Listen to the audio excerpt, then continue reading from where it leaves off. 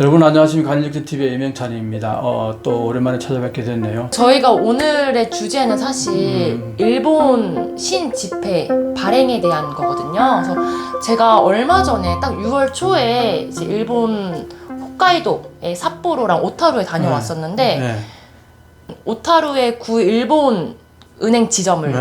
한번 그 자료관을 제가 들렸었거든요. 그 지폐들을 보면서 견본이라고 써져 있는 것들이 있더라고요. 처음 보는 뭔가 지폐 같은 느낌인 거예요. 좀 낯설었어요. 네. 근데 알고 보니까 그게 이번에 네. 발행되는 그 지폐의 견본이더라고요. 7월 3일부터 발행된다고 하더라고요. 네. 혹시 왜 새롭게 발행을 하는지 그 그 이유에 대해서 알고 싶습니다. 그러니까 이제 신권을 굳이 왜 만드나 하는 생각을 이제 다들 하실 텐데, 네. 이게 이제 명시적으로는 명확히 얘기하는 거는 위조 지폐가 나온 뒤에 한 10년, 20년 이렇게 가면은 위조 지폐를 만들어낼 가능성이 높아진다는 거죠. 그래서 이제 새로운 신권을 만든다. 이게 이제 그 가장 표면적인 이유라고 하는데, 사실 제가 일본에 있을 때 네.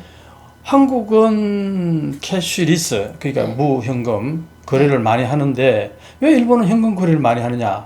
거기서 일본 사람들이, 분석가들이 어떤 식으로 얘기했냐면은, 네. 일본은 위조 지폐가 많지 않고 네. 그래서 현금을 써도 위험도가 별로 없다. 그러니까 그런 치안이 좋아서 이제 네. 안전하다 이런. 그러니까 이제 어떤 면에서는 이제 사기 같은 게 일본은 그렇게 별로 없다 이 얘기죠. 그래서 현금을 써도 이게 위조 지폐가 통용될 가능성이 별로 없다. 그래서 현금을 일본은 많이 쓴다 이런 얘기를 했어요. 근데 지금 이 새 지폐를 만드는 이유는 위조 지폐를 방지하기 위해서 만든다 이러면 이게 모순되지 않아요? 서로? 모순이죠. 3D 홀로그램이라고 해서 그 위조를 네. 못하게 하는 거 아니에요? 네, 세계 최초로 된다고 하더라고요. 지금까지 일본은 위조 지폐가 별로 없어서 네. 그래서 현금을 주로 활용을 한다 이렇게 얘기했고, 네. 한국은 왜 그러면 캐시리스를 좋아하느냐? 거기에는 위조의 위험성이 높기 때문에 그런 거 아니냐고 일본에서 그렇게 분석을 해왔었어요. 이게 말이 되나요? 말이 안 되죠.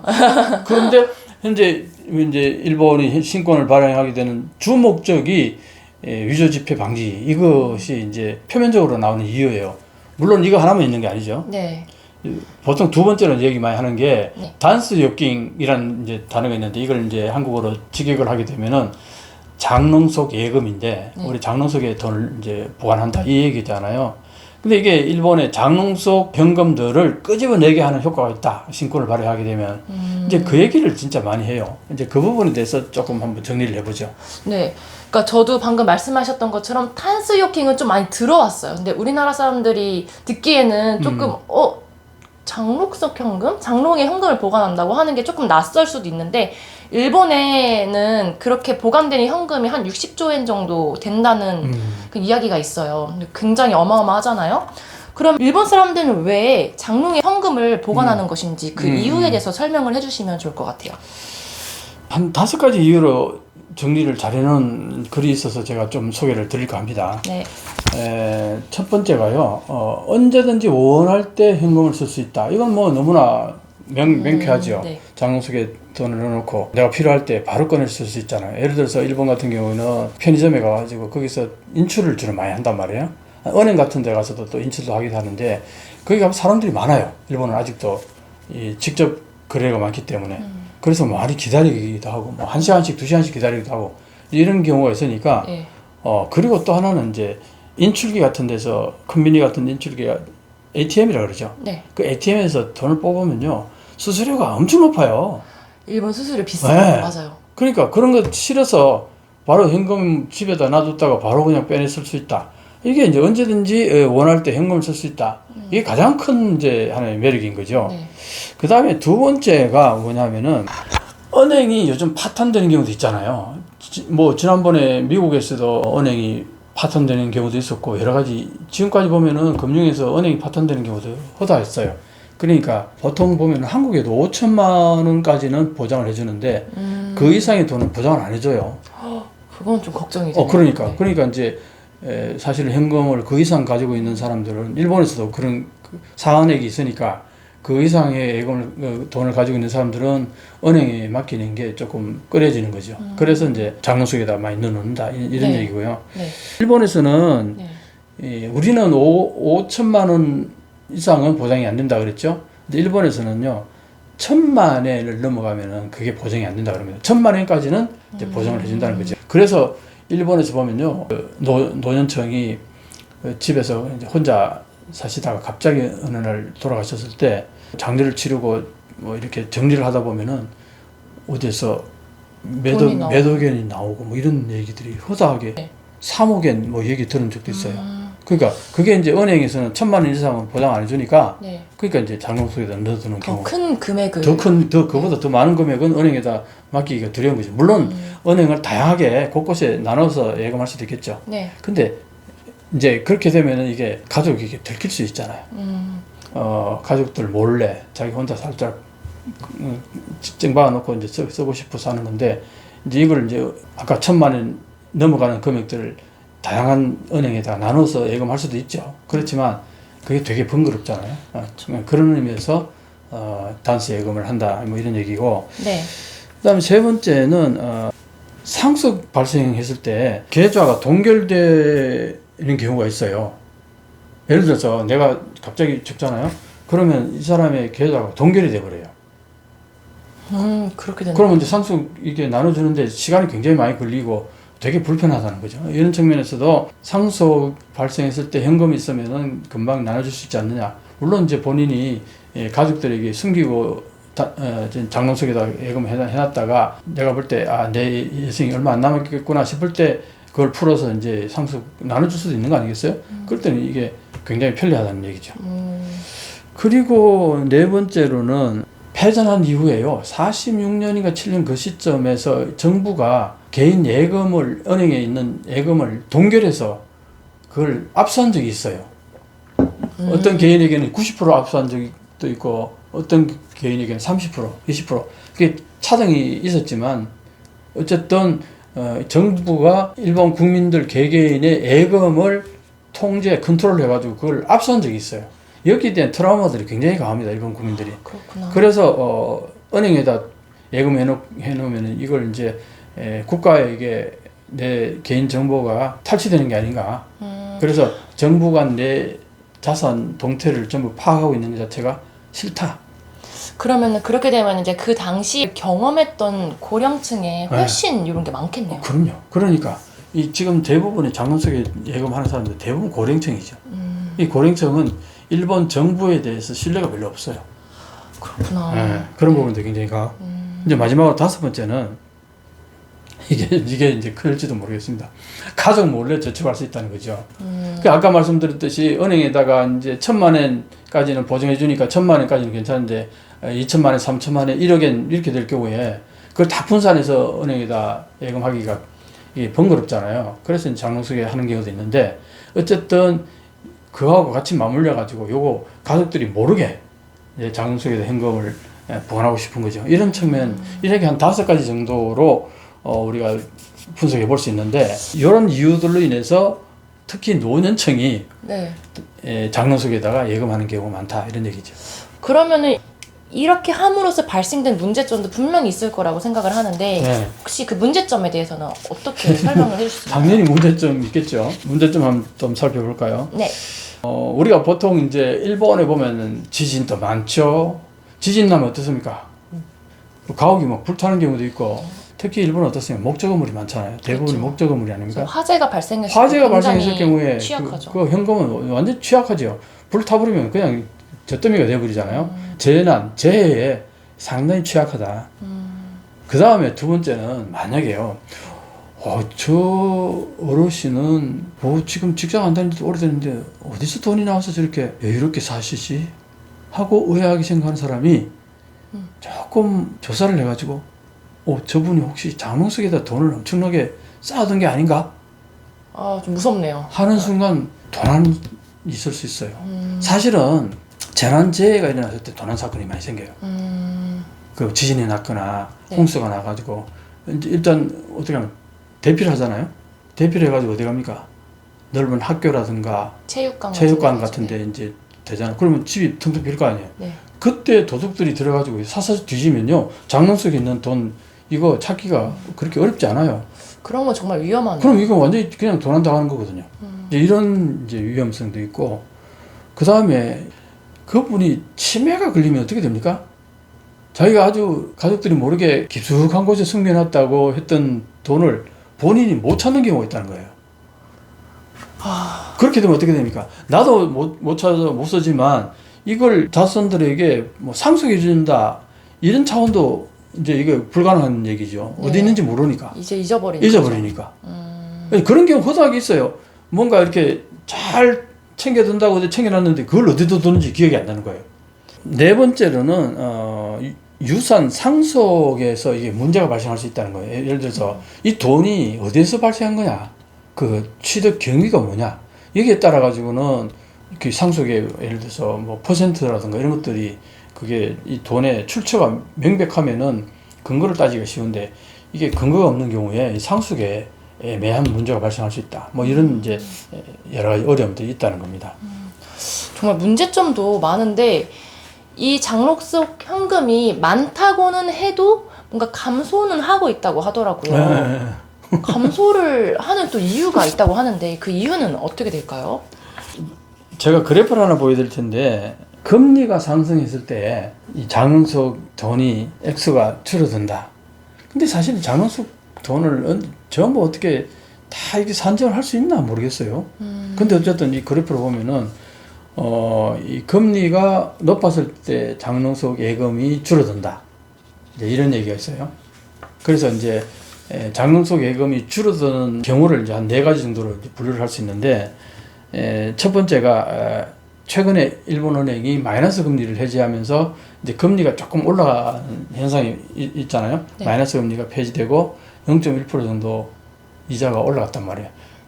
요것 때문에 장롱석의 돈이 조금씩 풀려 나오는 그런 경우가 있다는 거고, 지금 현재 일본에 30년 동안 없었던 인플레이가 지금 일어나고 있잖아요.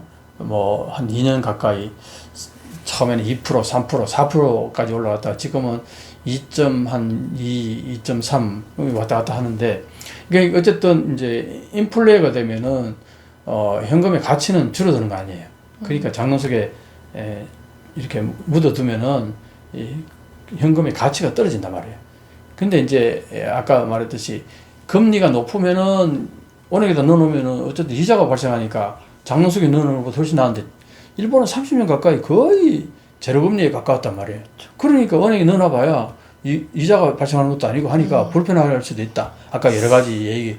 맞네요. 네. 그런 측면에서는 장롱석에 예금을 하는 게 차라리 나름대로 충분한 근거가 네. 있었단 말이에요. 네. 근데 최근에 이제 그게 장롱석 돈이 이제 조금씩 줄어드는 이유가 일본은행의 마이너스 금리가 해제됐고, 그 다음에 두 번째는 인플레이가 이제 발생했다. 그 다음에 조금 전에 얘기했던 신권이 발행됨으로 인해 가지고, 신권이 발행됨으로 인해 가지고 장롱석에 돈이 왜 빠져나오느냐 하니까 연세 드신 분들이 어떻게 느끼느냐 하니까 이 신권이 발행되면 국권을 이렇게 사용 못하는 게 아닌가? 그게 아무리 홍보를 한다 하더라도 그게 정확히 전달 안 되는 경우가 많다 그래요. 그래서 이제 이거 국권은 이거 한 뭐 5년 내지 10년 정도 지나면 사용 못하는 거 아닌가? 이런 이제 우려들을 한다는 거예요. 그래서 이제 가져 나와서 신권으로 교환한다든가 이런 경우가 있다는 거죠. 사실 실제로는 국권은 그냥 기한 없이 사용할 수 있잖아요. 그러니까 국권이 기한이라든가 이런 게 없어요. 같이 병행 사용할 수 있다는 건데 그런 측면에서 보면은 약간 우려인 거죠. 그리고 또 이런 것도 있다 그래요. 국권을 이제 나중에 10년 후 이렇게 내놓잖아요. 네. 그러면 은행에서도 그렇고 정상적인 어떤 거래에 있어서 이게 위조지폐 아니냐 하고 정밀하게 조사하는 경우가 있다고요. 되게 불편하죠, 이게. 그렇죠. 이 글을 쓰는 사람도요. 네. 자기도 직접 자기는 경찰 출신인데 국권을 썼더니 네. 이게 위조지폐 아닌지 검사를 받았다는 거예요, 자기가. 근데 그게 되게 불편하더라는 거예요.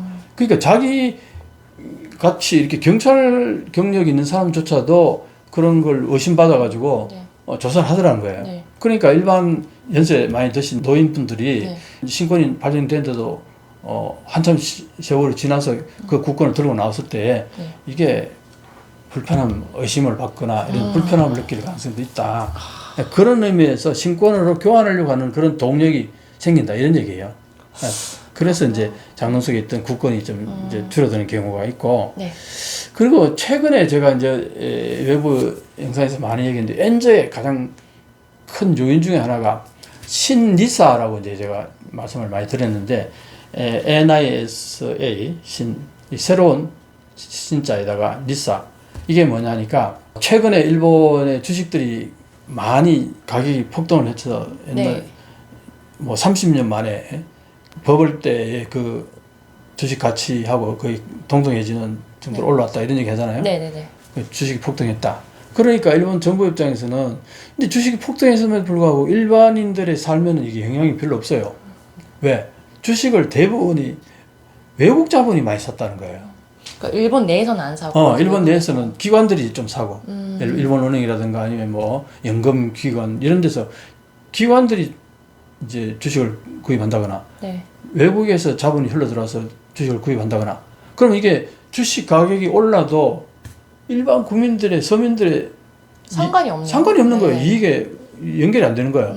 그러니까 정부 입장에서 이제 이번에 이걸 어떻게 일반 국민들에게도 이익이 돌아갈 수 있는 방법이 뭘까 해서 한 게 이 소액 투자자 비과세 제도예요. 이게 신니사라는 게 구 니사가 있었는데 네. 신니사는 거기에 규제 같은 것들, 세금 같은 것도 완전히 풀어준 거죠. 그래서 거기서 돈을 많이 벌더라도 세금이 뭐 거의 없거나 조금 있거나 어차피 비과세 제도니까 뭐 거의 없다고 보면 되겠죠. 그런 거 좀 좋네요. 그래서 이제 비과세니까. 그러다 보니까 이게 통장이요 엄청나게 그게 많이 등록이 됐다는 거예요. 그래서 이제 주식을 투자해서 돈을 벌면은 내한테 이득이 많이 들어오니까 장롱속에 넣어두는 것보다는 낫겠다 해가지고 그 집에 낸다는 거예요. 그게 7조에서 9조엔 정도라고 얘기 들었어요. 어마어마하죠. 어쨌든 신권이 발명되고 나서 그 시점에서는 장롱석 예금이 많이 줄어든다. 이게 명확히 이제 드러나는 거죠. 그래서 아마 정부는 신권 발매하는 데 있어서 아까 말했던 위조 지폐를 방지하기 위해서만 신권을 발행한다. 이게 가장 표면적인 이유겠지만 실질적인 이유는 이 장롱 속 돈을 끄집어내는 거. 그래서 이게 이제 일본의 경제 자본 투자 이런 쪽으로 활성화되는 이걸 이제 바라고 하는 거죠. 그래서 아까 신지사 같은 경우에도 그런 측면에서는 주식을 좀 투자해서 일반인들도 그 주식에 오른 열매를 네. 일반인들도 좀 따갔으면 좋겠다. 그게 이제 일본 정부의 하나의 목표인데 거기에서 여러 가지 이제 변화가 생기는 거죠. 일본에서 이 신권을 발행하는 이유 중에서 이제 장록성 현금을 이제 수면화시켜서 이제 돌게 하려고 하는 게 있는 거잖아요. 네. 그러면은 이렇게 신권 발행으로 인해서 달라지는 경제적 효과에 대해서 좀 더 설명해 주시면 좋을 것 같아요.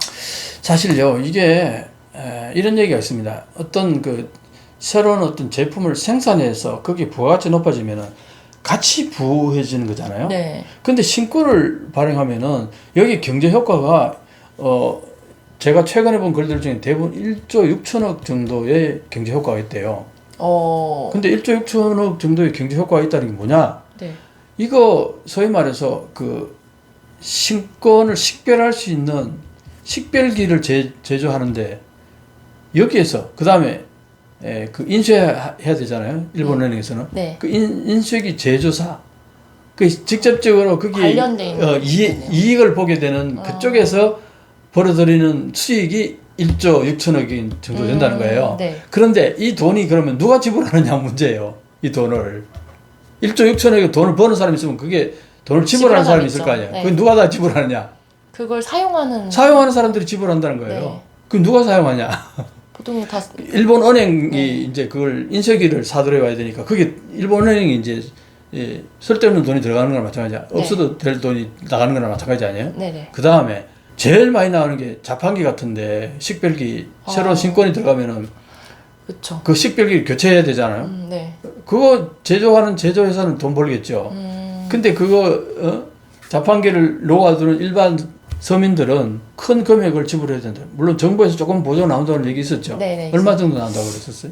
30만 원인가? 30만 원 정도. 그게 조금 차등은 있겠지만 이제 30만 원 안팎으로 이제 네. 정부에서 지원이 나온다고 그러는데 사실 그거는 전체 금액의 뭐 한 20%나 될 거예요. 30%도 채 안 될 거예요. 네. 10%나 20%만. 그러니까 나머지 돈을 전부 다 생돈이 나간단 말이에요. 그게 이제 소위 말해서 곳곳에 현금을 사용하게 되면 그 인식기가 있어요. 인식기. 네. 그 인식기가 일본 사회 전체에 엄청나게 많을 거예요. 네네. 제조하는 제조회사는 대박이 나겠지만 네. 그 돈을 지불하는 쪽은 누구냐면 전부 그걸 사서 사용하는 일본인들이에요. 그렇죠. 그러니까 이게 손과 실을 합하면 제로가 되는데 일본 국민 전체 GDP 이거에는 전혀 무관해요. 그럼 결국엔 경제적 효과가 별로 없다는 건가요? 그거 별로 없는 거죠. 어떤 면에서는 필요 없는 걸 새롭게 만들면서 그게 오히려 무용한 돈이 들어가는 거랑 마찬가지이기 때문에 오히려 역효과, 마이너스적인 효과가 있다 이런 얘기도 있어요. 그러면 효과보다는 우려되는 부분이 좀 더 많다는 이야기 같은데. 우려하는 부분은 뭐 명확합니다. 대부분의 자영업하는 식당이라든가 조그맣게 일반인들을 대상으로 장사를 하는 사람들 있잖아요. 네. 그 현금을 받을 때 바로 현금으로 다이렉트로 이렇게 주고받고 계산하는 건 문제가 없는데 요즘은 다 뭡니까 이게 식권 발매기라든가 네. 그런 것들을 하는 그 기계 자체는 다 교체를 해야 된단 말이에요. 그렇죠. 그러니까 식당이라든가 조그마한 자영업자들 네. 이런 사람들에게는 그 기기 인식기를 교체하는 게 상당히 큰 부담이에요. 그렇죠. 일본 내에서도 일본을 이제 자판기 대국이라고 부르고 있는데 그 자판기를 다 교체하고 하려면 참 어마어마한 그런 에너지 소모가. 사실은 얼마 전에 한 6개월 전인가 1년 전인가 500엔짜리가 또 신권이 나왔었어요. 그래요? 네, 동전. 오. 그것도 인식할 수 있는 기계를 사야 되잖아요. 맞아요. 그래서 지금 일본 내 자판기에 신지폐 대응이라고 써져 있는 자판기들이 있더라고요. 생겼더라고요. 다는 아니지만. 네. 이제 그것들이 이제 7월 3일부터 발행되는 네. 이제 지폐 대응이 되는 거죠. 그러니까 뉴스를 좀 보고 이제 자료를 가져왔는데 이제 발행이 7월 3일인데 그때까지 신지폐를 쓸 수 있는 기기의 비율을 말씀을 드리자면 우선 금융관계 ATM은 9할 이상. 90% 이상 네, 이제 그쵸. 교체가 됐다는 거고. 그 다음에 이제 기차역이라든지 그런 표를 사는 이제 건맥이 있죠. 티켓을 발행하는 기계. 그것도 90%. 그 다음에 이제 콤비니라고 많이 하죠. 편의점 혹은 슈퍼의 계산대도 마찬가지로 80에서 90%. 근데 이제 코인 파킹. 그쵸. 이제 돈을 이제 동전이나 이제 지폐를 내고 이제 주차장 이제 이용하는 이제 그런 데는 50%. 그 다음에 아까 말씀하셨던 음식점, 식권 발매기 50%. 그런데 가장 많은 음료 자판기 있죠. 이제 그게 20에서 30% 정도 된다고 합니다. 네. 그리고 지금요 버스 있죠. 일본의 네. 버스. 네네네. 버스에도 이제 새로운 동전이라든가 새로운 지폐를 내야 되는데 네. 이게 이제 신권을 가지고 있는데 이게 아직 그게 교체가 안 된 게 많대요. 그럼 어떻게 되느냐? 어떻게 해야 되죠? 어떻게 되나? 지금 내가 버스를 탔는데 네. 호주머니에는 신권밖에 없는 거예요. 이럴 경우에요. 승객들한테 네. 그 같이 버스 안에 타고 있는 승객한테 혹시 국권 가지고 있는 분 계십니까? 10,000원짜리 그렇게 해가지고 교환해서 지불하거나 네. 아니면은 나중에 지불하도록 뭐 한다든가 뭐 이런 식으로 융통을 하긴 한대요. 제가 얼마 전에 이제 일본 갔을 때 조금 변화가 생겼던 거는 거의 현금이 많긴 한데 그 버스 탈 때 가끔씩 이제 핸드폰으로 이렇게 찍어서 뭐 보여주고 하는 게 살짝 생기긴 했더라고요.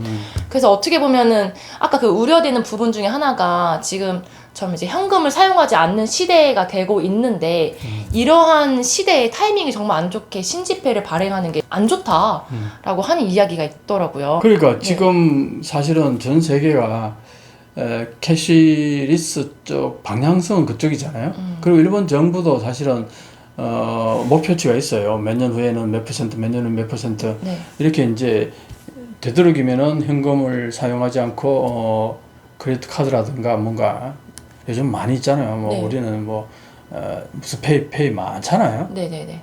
그렇게 이제 가자고 네. 정부도 그렇게 추진하고 있는데 근데 그게 진전이 별로 없어요. 특히 이제 일본 뭐 도쿄라든지 그냥 수도권 같은 경우에는 조금 진행이 되고 있지만 소도시라든지 전체 네. 지방은 좀 되게 더디다고 그러니까 하더라고요. 완전히 더디니까 그러니까 이제 정부 차원에서는 그렇게 캐시리스 쪽으로 이제 가려고 하는 거잖아요.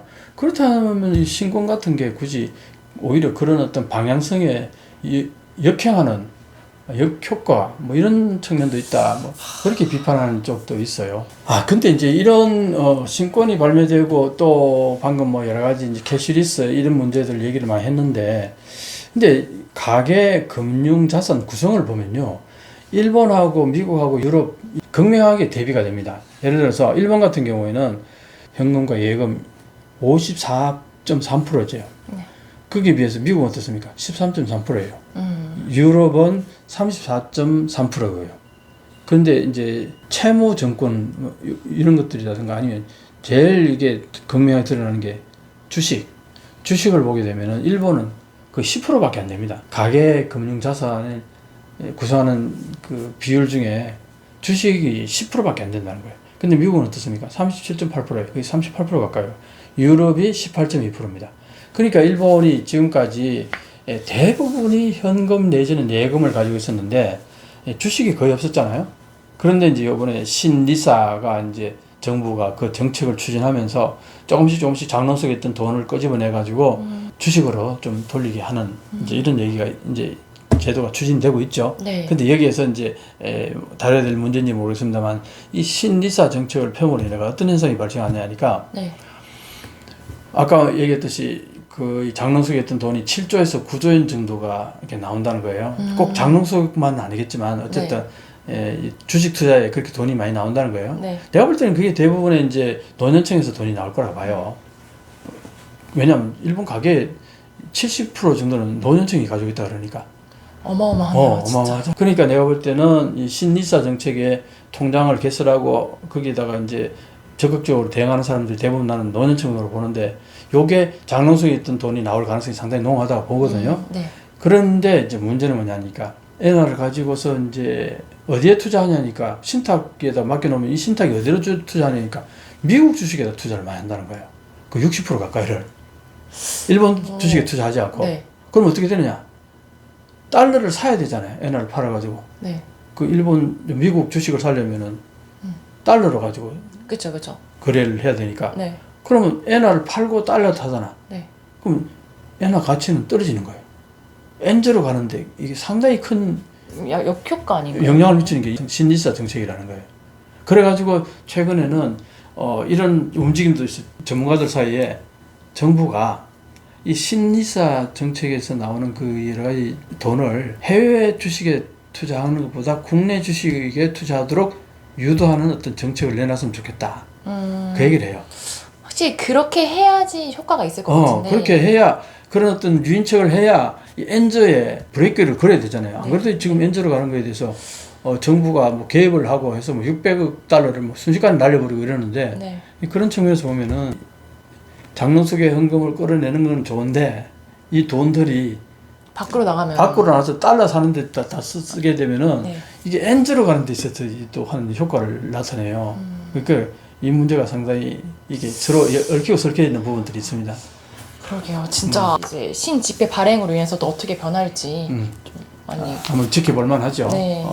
여러 가지 얘기들이 있습니다만 사실은 뭐 신집회가 나온다 해서 뭐 큰 변화는 없겠지만 방금 여러 가지 말씀을 드린 그 중에서 특히 반응은 소상공인들은 상당히 입이 이만큼 나왔다. 굳이 이게 없어도 어려운데 이걸로 인해 가지고 식별기를 또 교체를 해야 되고 하면서 그 돈이 몇백만 원에서 1,000만 원 이상 들리는 경우도 있단 말이에요. 나는 교체 안 하겠다 하고 하는 자영업자들도 꽤 많다고 그래요. 맞아요. 어쩔 수 없이 바꾸는 사람도 있고 어쩔 수 없이 안 바꾸는 사람도 있고 다 있는 것 같아요. 네. 오늘은 여러분들에게 최근에 신권이 발매되면서 여기에 대한 관심들이 상당히 높아졌는데 거기에 대해서 여러 가지 정보 제공 차원에서 오늘은 이 주제를 다뤄봤습니다. 더 재밌는 주제를 가져와서 여러분들을 찾아뵙도록 하겠습니다. 감사합니다. 감사합니다.